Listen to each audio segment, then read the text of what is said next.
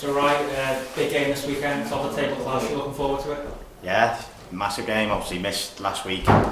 So yeah, all the lads they showed up tonight, so now we're in a game week, so yeah, can't wait really. And you mentioned you've had a couple of weeks off, so you must be raring to get going now. Yeah, obviously, it's nice to have a week off sometimes, but the run we've been on can affect you sometimes, so we prefer to play every week when you're winning.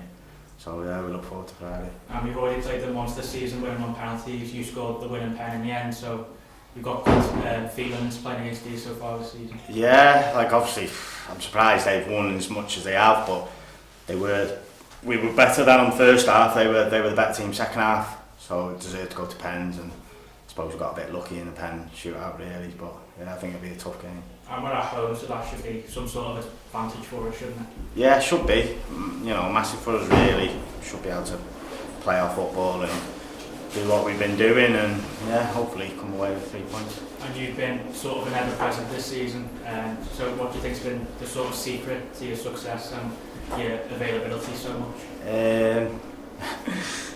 Yeah, I've probably got myself fitter than I have done in years really, because I'm older now, so I need to keep my body a bit better than I might have when I was younger. So yeah, I think that's down to it. And obviously with us winning, yeah, you sort of just go with it, don't you? You play week in, week out, and you enjoy it. So that's been the main thing really. And just finally, from a team perspective, we won 10 league games on the bounce, so it'd be good to make it 11, wouldn't it? And make a real statement on Friday. Yeah, it'd be massive. Obviously beating Clandidno was massive.